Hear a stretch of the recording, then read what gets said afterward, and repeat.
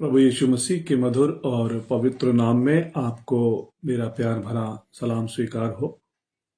और मैं आज की सुबह परमेश्वर को धन्यवाद देता हूँ सब आशीषों के लिए जो उसने हमें दी, और ये मौका मिला कि प्रातःकाल आगरा मसीह मंडली पेज पर आकर मैं परमेश्वर के जीवित और पवित्र और सदा ठहरने वाले वचन को आपके साथ बांट सकूं। मेरे प्रियो, आज सुबह मैं स्मरण कर रहा था कि प्रभु यीशु मसीह ने मुझे और आपको जीवन दिया।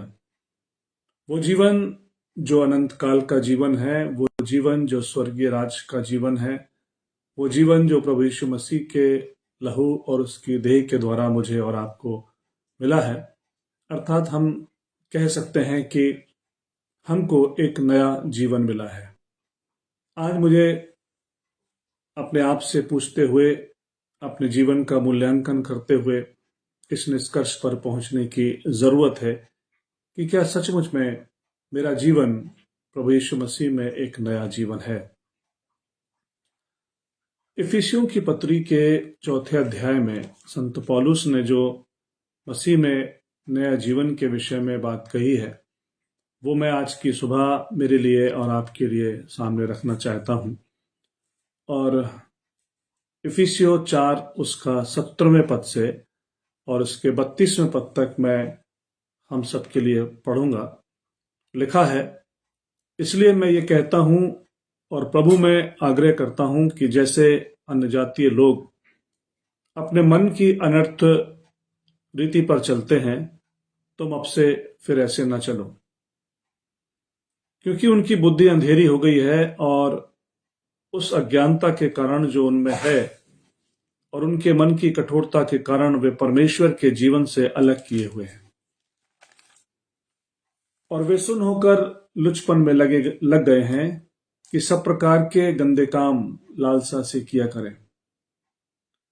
पर तुमने मसीह की ऐसी शिक्षा नहीं पाई, वरन तुमने सचमुच उसी की सुनी और जैसा यीशु में सत्य है उसी में सिखाए भी गए, कि तुम पिछले चाल चलन के पुराने मनुष्यत्व को जो भरमाने वाली अभिलाषाओं के अनुसार भ्रष्ट होता जाता है उतार डालो, और अपने मन की आत्मिक स्वभाव में नए बनते जाओ और नए मनुष्यत्व को पहन लो, जो परमेश्वर के अनुरूप सत्य की धार्मिकता और पवित्रता में सिरजा गया है। परमेश्वर अपने जीवित वचन के पढ़े जाने और सुने जाने पर आशीष दे। मेरे प्रिय भाइयों बहनों, मसीह होने के नाते मैं इस बात को कह सकता हूं, या हम इस बात को समझ सकते हैं कि हमारा जो जीवन है एक सिक्के के समान है जिसके 2 पहलू हैं। हर सिक्के के विषय में हम जानते हैं, एक तरफ हेड है और दूसरी तरफ टेल है, और उन दोनों पहलुओं के होने पर वो सिक्का मूल्यवान होता है। इसी तरीके से हमारा जीवन भी 2 पहलुओं में जुड़ा हुआ है। यदि मैं कहूं कि मैं आत्मिक हूं और मेरी जिंदगी में नैतिकता की कमी है, तो मेरे प्रिय भाइयों बहनों, मेरा आध्यात्मिक जीवन, मेरा आत्मिक जीवन भी अधूरा है, वरन कुछ भी नहीं। नैतिकता के अभाव में आध्यात्मिक हो पाना अपने आप में अनहोना है, लेकिन नैतिकता का होना अपने आप में आध्यात्मिकता का सूचक है, आध्यात्मिकता की तरफ हमें ले जाता है। तो इसके पहले कि हम धार्मिक हों, मुझे नैतिक होना बहुत जरूरी है, क्योंकि बाइबल में परमेश्वर के द्वारा, प्रभु यीशु मसीह के द्वारा या संतों के द्वारा या प्रेरितों के द्वारा हमें बहुत सी ऐसी शिक्षा मिली है जिसमें हमें नैतिकता की ओर आगे बढ़ने के लिए प्रेरित किया जाता है, प्रेरणा दी जाती है। प्रभु यीशु मसीह ने भी कहा कि तुम अपने पड़ोसी से अपने समान प्रेम करो, नैतिकता है। प्रभु यीशु मसीह ने कहा कि भूखों को खिलाओ, प्यासों को पिलाओ, ये नैतिकता है। और यदि ऐसी नैतिकता को लेकर हम अपने जीवन में आगे बढ़ते हैं, तो वो धार्मिकता अपने आप हमारे जीवन में प्रवेश करती है, जो प्रभु यीशु मसीह की ओर से हमको मिलती है, प्रभु यीशु मसीह की धार्मिकता है। मेरे प्रियो, मैं ये स्मरण करता हूं उस बात को कि जब प्रभु यीशु मसीह ने लोगों से कहा कि मैं तुम्हें नहीं जानता, मैं भूखा था तो तुमने मुझे खाना नहीं खिलाया, मैं प्यासा था तुमने मुझे पानी नहीं पिलाया, मैं नंगा था तुमने मुझे कपड़े नहीं दिए, मैं जेल खाने में था तुम मेरे से सुधि लेने के लिए नहीं आए। अर्थात तुमने उस नैतिक कर्तव्यों को पूरा नहीं किया, इसलिए तुम कैसे धार्मिक हो सकते हो। याद कीजिए, याजक उस घायल को देखकर निकल गया, लेवी उस घायल को देखकर निकल गया। वो धार्मिकता की ओर आगे बढ़ रहे थे, धार्मिकता के काम की ओर आगे बढ़ रहे थे, धार्मिकता की जिम्मेदारियों को लिए हुए आगे बढ़ रहे थे। लेकिन सामरी वहां पर आया और सामरी ने उस घायल को उठाया और उसका उपचार किया। उसने उस नैतिकता को पूरा किया। और प्रभु यीशु मसीह पूछते हैं कि कौन उसका पड़ोसी है। मेरे प्रियो, आज मेरे लिए और आपके लिए भी ये बहुत बड़ा प्रश्न है कि क्या मेरी जिंदगी के दोनों पहलू समानांतर हैं? क्या मेरी जिंदगी में यदि मैं आत्मिक या धार्मिक होने का दावा करता हूं या अपने आप में इस विश्वास को लेकर के आगे बढ़ता हूं, क्या नैतिकता मेरे जीवन में समाती है? क्या नैतिकता का समावेश मेरी जिंदगी में है? ये बड़ा व्यक्तिगत प्रश्न है जो मुझको अपने आप से पूछना है और आपको भी अपने आप से पूछना है। इसी विषय को लेकर, इसी नए जन्म की बातों को लेकर मैं आगे बढ़ना चाहता हूं। और मेरे प्रियो, एक बार एक कविता मैंने पढ़ी। हिंदी के एक बड़े सुप्रसिद्ध लेखक हुए हैं रघुवीर सहाय साहब, रघुवीर सहाय, जिन्होंने एक सुंदर कविता लिखी। और जब मैं उस कविता को पढ़ रहा था तो उस कविता को पढ़कर मुझे ये एहसास हुआ कि हाँ, इस कविता के माध्यम से एक नैतिक जीवन जीने का साहस या प्रेरणा मुझे मिल रही है। और वो कविता मैं आपके सामने रखते हुए परमेश्वर के जीवित वचन से उसको जोड़ना चाहता हूं। और रघुवीर सहाय साहब कह रहे हैं, तोड़ो तोड़ो तोड़ो ये पत्थर, ये चट्टाने, ये झूठे बंधन टूटे, तो धरती को हम जाने। सुनते हैं मिट्टी में रस है, जिसमें उगती दूब है, अपने मन के मैदानों पर व्यापी कैसी ऊब है, आधे आधे गाने। तोड़ो तोड़ो तोड़ो ये ऊसर बंजर तोड़ो, ये चरती परती तोड़ो, सब खेत बनाकर छोड़ो। मिट्टी में रस होगा ही जब वो पोसेगी बीज को, मिट्टी में रस होगा ही जब वो पोसेगी बीज को, हम उसको क्या कर डालें इस अपने मन की खीज को। गोड़ो गोड़ो गोड़ो। अर्थात कवि ने धरती और मनुष्य के मन को तुलना करते हुए, धरती और मनुष्य के मन का मेल करते हुए इस शिक्षा को देने का प्रयास किया है। कहते हैं कि धरती पर पत्थर और चट्टाने तोड़ो तो धरती उपजाऊ हो जाए। यदि बाधाएं और बंधन टूटे तो हम धरती की क्षमता को जाने, क्योंकि मिट्टी में रस है, क्योंकि मिट्टी में जीवन है और इससे हरियाली मिलती है। यदि पत्थर चट्टाने होंगे तो मिट्टी उपज नहीं देगी। मैं और आप जानते हैं, यदि मिट्टी में चट्टाने होंगी तो वो अपनी उपज नहीं देगी। इसी तरीके से यदि हमारा मन उदासीन होगा, हमारे मन में बुराई के पत्थर होंगे, तो सब कुछ अधूरा हो जाएगा, जैसे कि आधे आधे गाने। कवि कहता है कि तोड़ो तोड़ो तोड़ो समस्त बाधाओं को तोड़ो, समस्त बंधनों को तोड़ो। और सृजन योग्य बनाओ। अपने जीवन को तुम सृजन योग्य बनाओ। मिट्टी में जीवन रस होगा तो वो भी झुक जाएगी। और यदि इसी तरीके से हम अपनी मन में बसी हुई खींच के लिए क्या करें कि वो भी उपजाऊ हो जाए। मेरा मन, आपका मन, मेरा जीवन और आपका मन उपजाऊ हो जाए। कवि कहता है गोड़ो गोड़ो गोड़ो, अर्थात सारी नकारात्मकताओं को दूर करो, सभी प्रकार की बुराइयों को दूर करो। सृजनता के लिए, क्रिएटिविटी के लिए हमें प्रभु में सृजनात्मक होना चाहिए। परमेश्वर के जीवित वचन के अनुसार हम देखते हैं कि हमें प्रभु यीशु मसीह में सृजनात्मक होना चाहिए। सारी नकारात्मकता को दूर करो, सभी प्रकार की नेगेटिविटी से हमको दूर रहने की जरूरत है। जैसे मिट्टी में पत्थर और चट्टानों को तोड़ना है, वैसे ही मेरे प्रिय भाइयों बहनों, मुझे और आपको अपने मन की खींच को मिटाना है, क्योंकि मिट्टी में जीवन है। मिट्टी में जीवन है, ये मैं और आप अच्छी तरीके से जानते हैं। और यदि हम परमेश्वर के वचन से देखें, उत्पत्ति की पुस्तक 2 अध्याय और उसकी 7वीं आयत में तो लिखा हुआ है, परमेश्वर ने मिट्टी का पुतला बनाया और उसमें जीवन का श्वास फूंक दिया। मैं कौन हूं? मैं मिट्टी हूं। आप कौन हैं? आप मिट्टी हैं। और परमेश्वर ने आदम से कहा था, तू मिट्टी में से निकला है और मिट्टी में ही मिल जाएगा।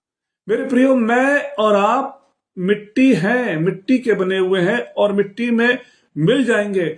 और मुझे और आपको यह समझना है, ये जन्म और मृत्यु के बीच का जो सफर है वही जीवन है, वही जीवन कहलाता है और उसी जीवन को मुझे और आपको जीना है। मेरे प्रियो, फिर से मैं इस बात को दोहराऊंगा कि इस मिट्टी में जीवन है।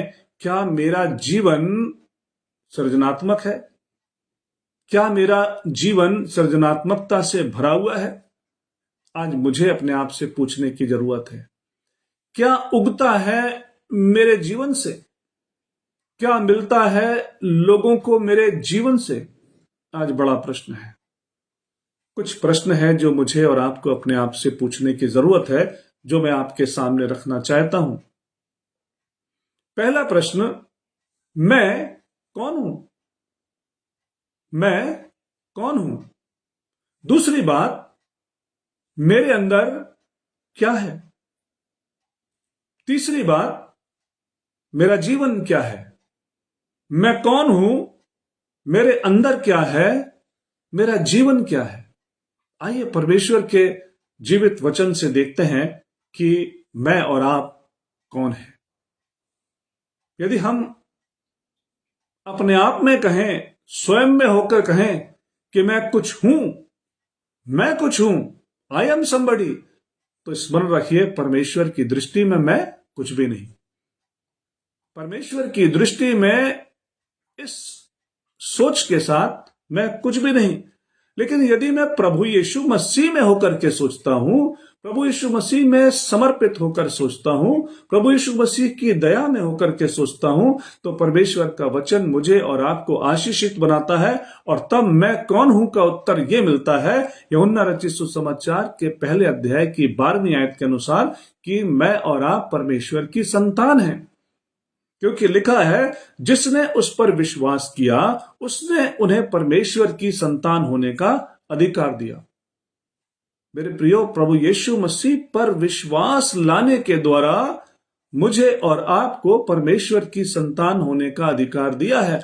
मैं मिट्टी में से निकला हूं और यीशु मसीह पर विश्वास लाने के द्वारा मैं परमेश्वर की संतान हूं और मेरी जिंदगी की यह मिट्टी उपजाऊ होना ही चाहिए।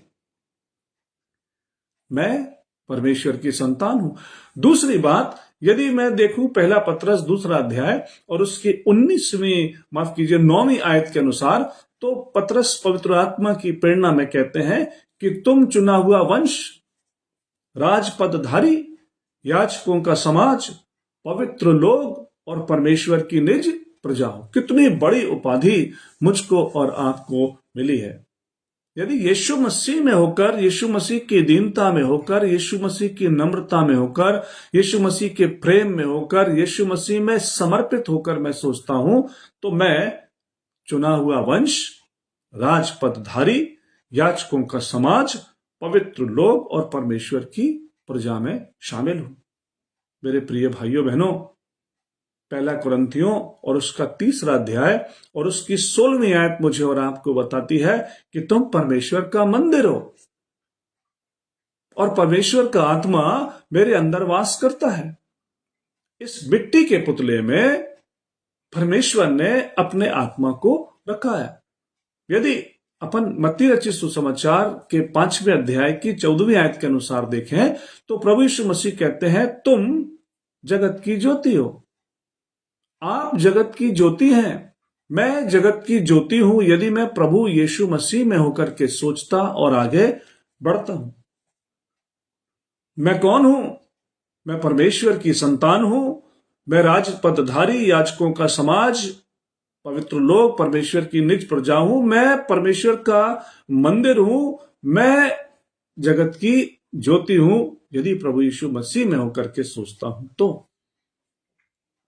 दूसरी बात, दूसरा प्रश्न जो है कि मेरे अंदर क्या है, मेरे अंदर क्या है। फिर वही बात, यदि मैं प्रभु यीशु मसीह से बाहर होकर के सोचता हूं तो मेरे अंदर हो सकता है घमंड हो सकता है ईर्ष्या हो सकता है बहुत से ऐसे पत्थर हो जो इस मिट्टी को उपजाऊ होने से रोकते हो, इस मिट्टी की उर्वरकता को समाप्त करते हो, इस मिट्टी के उपजाऊपन को कम करते हो और प्रभु के योग्य फल नहीं लाने देते। तो मेरे अंदर क्या है, प्रभु यीशु मसीह में होकर के यदि हम सोचें तो नीति वचन उसके 20वें अध्याय की 27वीं आयत के अनुसार हम इस बात को पाते हैं कि मनुष्य की आत्मा यहोवा का दीपक है। मनुष्य की आत्मा, मेरी आत्मा, आपकी आत्मा, जिसको हम विवेक कहते हैं, जिसको हम अंतरात्मा कहते हैं, मेरे प्रियो, वो साधारण चीज नहीं है। वो यहोवा का दीपक है जो परमेश्वर ने आपके अंदर और मेरे अंदर जलाया है। क्या हम उसकी रोशनी को दूसरों तक पहुंचा देते हैं? बड़ा प्रश्न है आज मेरे लिए और आपके लिए। मेरे अंदर क्या है? मेरे अंदर यहोवा का दीपक है। मेरे अंदर जो आत्मा है वो यहोवा की जलाई हुई एक ज्योति है। और पहला कुरिन्थियों और उसका 3रा अध्याय और उसकी 16वीं आयत के अनुसार हम इस बात को देखते हैं कि परमेश्वर का आत्मा तुम में वास करता है। परमेश्वर का आत्मा तुम में वास करता। मेरे अंदर यहोवा का दीपक है, आपके अंदर यहोवा का दीपक है, आपके अंदर परमेश्वर का आत्मा है। तीसरी बात, मेरा जीवन क्या है? तीसरा प्रश्न जो महत्वपूर्ण है, मेरा जीवन क्या है? और यदि वही चीज हम प्रभु यीशु मसीह में समर्पित होकर सोचते हैं तो उत्पत्ति की पुस्तक 2 अध्याय की 27वीं आयत के अनुसार मेरा जीवन क्या है? परमेश्वर ने आदम को अपने स्वरूप में बनाया। मेरा जीवन परमेश्वर का स्वरूप है। मेरा जीवन परमेश्वर का दिया हुआ अपना स्वरूप है और उसने अपना जीवन का श्वास मेरे अंदर फूंका है। तो मेरे प्रियो, इन प्रश्नों के द्वारा हम इस निष्कर्ष पर पहुंचते हैं कि हम परमेश्वर का स्वरूप है, हमारे अंदर यहोवा परमेश्वर का दीपक है, हम परमेश्वर की संतान हैं, हम उसकी निज प्रजा है। तो जब इतना सब कुछ मेरे लिए और आपके लिए परमेश्वर ने दिया है तो आज एक बड़ा प्रश्न ये उठता है कि इतना सब कुछ होने के बाद मेरा और आपका कर्तव्य क्या है? बड़ा महत्वपूर्ण प्रश्न। आज की सुबह, इसके पहले कि मैं और आप आराधनालय में जाकर परमेश्वर की आराधना करें, इस प्रश्न के साथ मुझे जाने की जरूरत है कि मेरा कर्तव्य क्या है। पहला पत्रस उसका 2रा अध्याय उसकी 9वीं आयत का जो अंतिम हिस्सा है, यदि हम उसको देखें तो वहां पे लिखा हुआ है कि इसलिए कि जिसने तुम्हें अंधकार में से अपनी ज्योति में बुलाया है उसके गुण प्रकट करो। पूरा पूरा पद मैं आपके साथ में पढ़ूंगा। पहला पत्रस 2 अध्याय की 9वीं आयत, जैसा पहले मैंने पढ़ा था कि तुम एक चुना हुआ वंश, राजपदधारी, याजकों का समाज और पवित्र लोग और परमेश्वर की निज प्रजा हो, इसलिए कि जिसने तुम्हें अंधकार में से अपनी ज्योति में बुलाया है उसके गुण प्रकट करो। यह है एक मसीही के कर्तव्य, यह है एक विश्वासी का कर्तव्य। और अब मुझे जानने की जरूरत है कि जब मेरा कर्तव्य परमेश्वर के गुण को प्रकट करना है तो आज के दिन उसका सबसे महत्वपूर्ण गुण क्या है जो मुझे समझने की जरूरत है। मेरे प्रियो, सबसे पहली बात, परमेश्वर सृजनात्मक है, परमेश्वर क्रिएटिव है, और आज उस गुण को मुझे अपने जीवन से प्रकट करने की जरूरत है। क्या मेरे जीवन से परमेश्वर का यह गुण प्रकट हो रहा है? क्या मेरे जीवन के द्वारा परमेश्वर का यह सृजनात्मक गुण लोगों को दिखाई दे रहा है? क्या मेरे जीवन में प्रभु यीशु मसीह की महिमा के लिए फल उत्पन्न हो रहे हैं? क्या मेरे जीवन से प्रभु यीशु मसीह के प्रेम, उसकी दीनता, उसकी नम्रता का प्रदर्शन करने के लिए फल उत्पन्न होता है? ये एक बड़ा प्रश्न है जो मुझको अपने आप से पूछना है।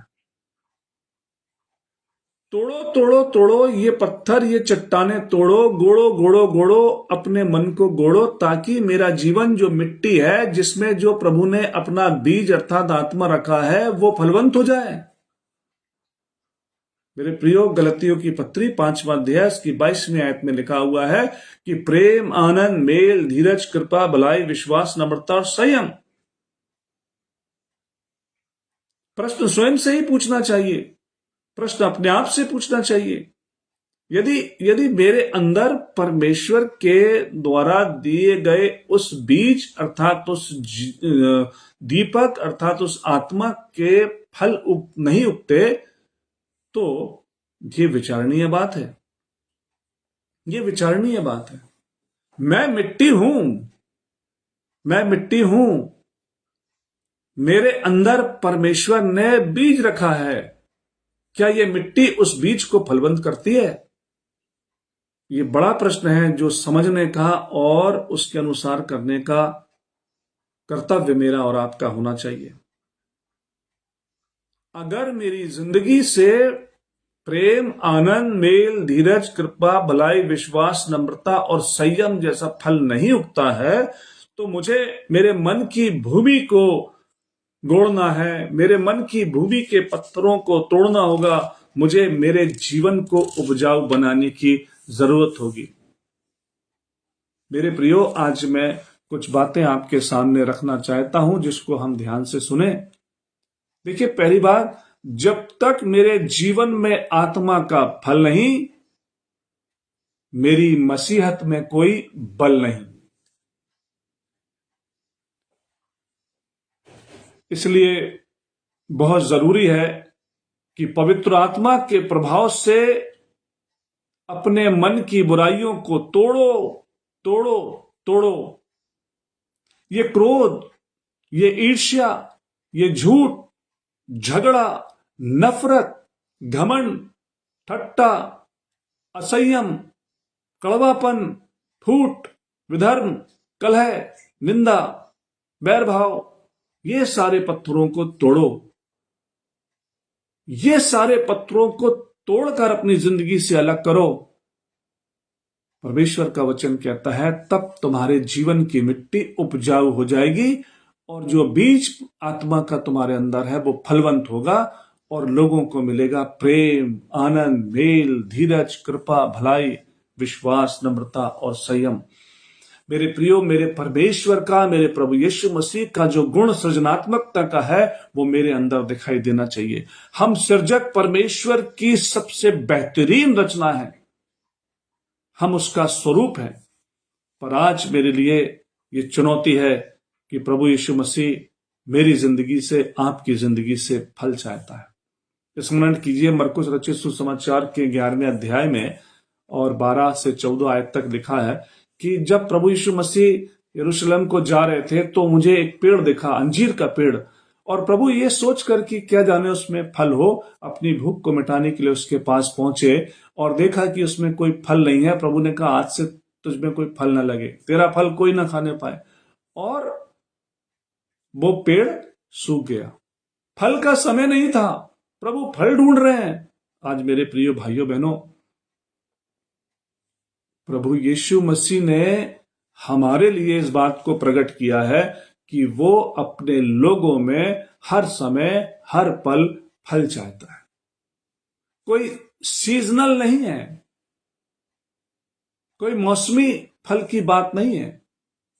हमेशा हमेशा जब हम प्रभु के चरणों पर एक मन एक चित होंगे और आपस का बैर भाव, निंदा, कलह, झगड़ा, बुराई, इन सब को दूर करेंगे तो अवश्य ही हम फलवंत हो पाएंगे। तब अवश्य ही हम फलवंत हो पाएंगे। जब मेरे जीवन में फल आएगा तब कलीसिया में बल आएगा और आपसी समस्याओं का हल आएगा और कलीसिया तेजस्वी कलीसिया बन पाएगी। मेरे प्रियो, जब तक मैं अपनी जिंदगी की बुराइयों को तोड़कर अलग नहीं करूंगा तब तक मैं मसीह का गवाह नहीं बनूंगा। जब तक आप अपनी जिंदगी में तमाम प्रकार के पत्थरों को तोड़कर अपनी जिंदगी की भूमि को गोड़कर उपजाऊ नहीं बनाएंगे तब तक परमेश्वर के द्वारा रखा गया बीज अर्थात आत्मा अंकुरित नहीं होगी और तब तक फल नहीं आएगा। इसलिए कवि के द्वारा कही हुई बात जो परमेश्वर के वचन से काफी मेल खाती है, तोड़ो तोड़ो तोड़ो उन बंधनों को तोड़ो, उन बंधनों को तोड़ो। मेरे प्रियो, ये कविता मुझे बहुत ज्यादा प्रभावित कर गई। तोड़ो तोड़ो तोड़ो ये पत्थर, ये चट्टाने, ये झूठे बंधन टूटे तो धरती को हम जाने। सुनते हैं मिट्टी में रस है जिसमें उगती दूब है, अपने मन के मैदानों पर व्यापी कैसी ऊब है, आधे आधे गाने। तोड़ो तोड़ो तोड़ो ये ऊसर बंजर तोड़ो, ये चरती परती तोड़ो, सब खेत बनाकर छोड़ो। मिट्टी में रस होगा ही तब पोसेगी बीज को, हम इसको क्या कर डालें अपने मन की खींच को, गोड़ो गोड़ो गोड़ो। एक बहुत बड़ी शिक्षा है जो परमेश्वर के वचन के द्वारा मुझे और आपको मिलती है। मेरे प्रियो, जब आप इस जीवित वचन को सुनते हैं तो हम इस निष्कर्ष पर पहुंचे, आओ बाधाओं को छोड़ें, बुराई के पत्थरों को तोड़ें, मन की खींच को गोड़ें, एक उपजाऊ जीवन बनाएं, एक उपजाऊ परिवार बनाएं, एक उपजाऊ कलीसिया बनाएं, एक उपजाऊ समाज बनाएं। जब तक मेरे जीवन की मिट्टी का फल अंकुरित नहीं होगा तब तक मेरा परिवार अंकुरित नहीं होगा, और जब तक एक एक परिवार अंकुरित नहीं होगा, एक एक व्यक्ति विशेष अंकुरित नहीं होगा, कलीसिया अंकुरित नहीं होगी। और यदि अंकुर ही नहीं होगा तो पौधा कहां से बनेगा, पेड़ कहां से बनेगा, और जब तक पेड़ नहीं बनेगा तब तक फल नहीं उपजेगा। प्रभु यीशु मसीह चाहते हैं कि हम उसकी सेवा में तत्पर रहें और उसके आदेशों को पूरा करें। उसके आदेश क्या हैं?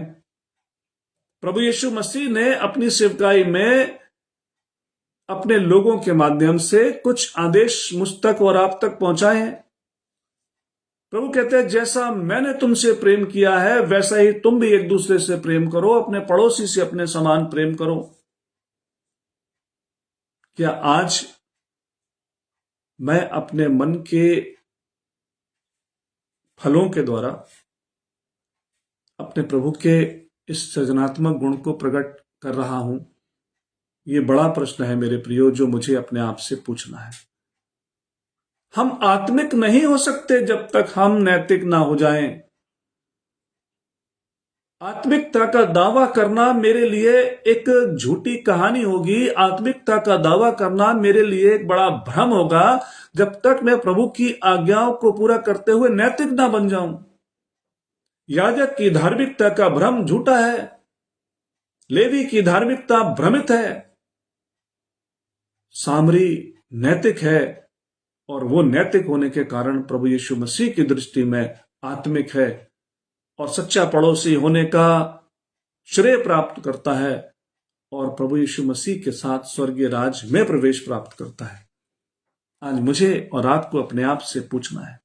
पहला कुरिन्थियों 11वां अध्याय और उसका 28वां पद मेरे लिए और आपके लिए कहता है, इसलिए मनुष्य अपने आप को जांच ले, इसलिए मनुष्य अपने आप को जांच ले और फिर उस रोटी में से खाए और कटोरे में से पिए। मेरे प्रिय भाइयों बहनों, जब मेरे मन की खींच और ऊब दूर होगी, जब मैं अपनी जिंदगी के द्वारा अपने मन की खींच को, अपने मन की ऊब को, अपने अंदर बसी हुई तमाम प्रकार की नकारात्मकता को दूर करूंगा और प्रभु यीशु मसीह के चरणों पर आऊंगा, तब मेरी जिंदगी से प्रभु यीशु मसीह का काम पूरा होगा। अन्यथा सब कुछ व्यर्थ होगा। ऐसा ना हो कि प्रभु कह दे, मैं तुम्हें नहीं जानता, मैं तुम्हें नहीं जानता। जहां 2 या 3 मेरे नाम से इकट्ठे होते हैं, मैं उनके बीच में हाजिर होता हूं। और जहां 2 या 3 होंगे, उनको एक मन होने के लिए क्या है? अपने मन की खींच को दूर करना है। अपने जीवन में पाए जाने वाले पत्थरों को तोड़कर अलग करना है। अपने जीवन की इस मिट्टी को उपजाऊ बनाने के लिए अपने आप को तोड़कर प्रभु के चरणों पर लाना है, क्योंकि परमेश्वर का वचन कहता है कि टूटा हुआ हृदय परमेश्वर को ग्रहण योग्य बलिदान है। जब तक हम टूटते नहीं, तब तक हम सृजनात्मकता को प्राप्त नहीं करते। टूटना बहुत जरूरी है मेरे प्रिय भाइयों बहनों। आज मेरे लिए और आपके लिए ये बहुत बड़ी चुनौती है, चेतावनी है कि हम प्रभु में एक फलवंत जीवन को लेकर के आगे बढ़ें। जब तक जीवन फलवंत नहीं होगा, तब तक कलीसिया बलवंत नहीं होगी, और मुझे और आपको फलवंत होने के साथ बलवंत बनने की जरूरत है। प्रारंभ कहां से होगा? मेरे जीवन से, मेरे जीवन से। मुझे आज अपने आप को देखने, जांचने और जानने की जरूरत है, मेरे अंदर कौन सी नकारात्मकताएं हैं। क्या मैं प्रभु यीशु मसीह के प्रेम को सच्चाई के साथ अपने लोगों के साथ बांटता हूं? क्या मैं प्रभु यीशु मसीह की आज्ञा के अनुरूप अपने पड़ोसियों से अपने समान प्रेम करता हूं?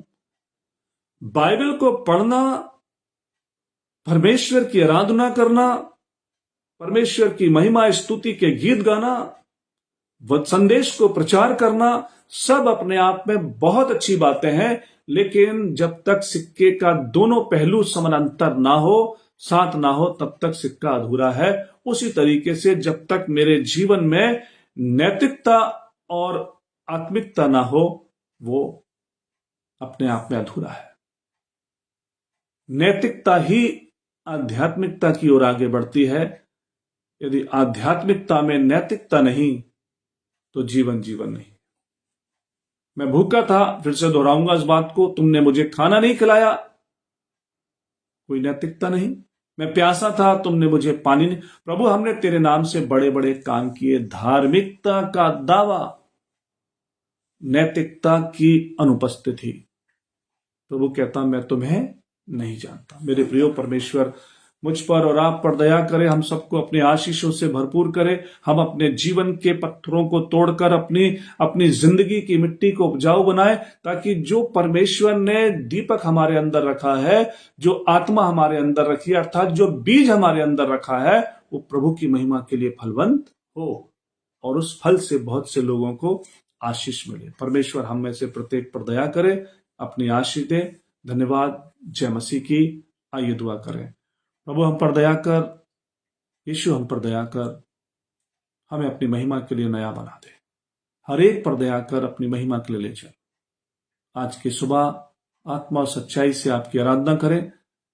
अपने मन के विचारों को जांचते हुए, अपनी जिंदगी के पत्थरों को तोड़ते हुए हम पवित्र ब्यारी में सम्मिलित होने के योग्य बने। आपके नाम की जय हो। प्रभु यीशु मसीह के पवित्र नाम से हम मांगते हैं, आमीन।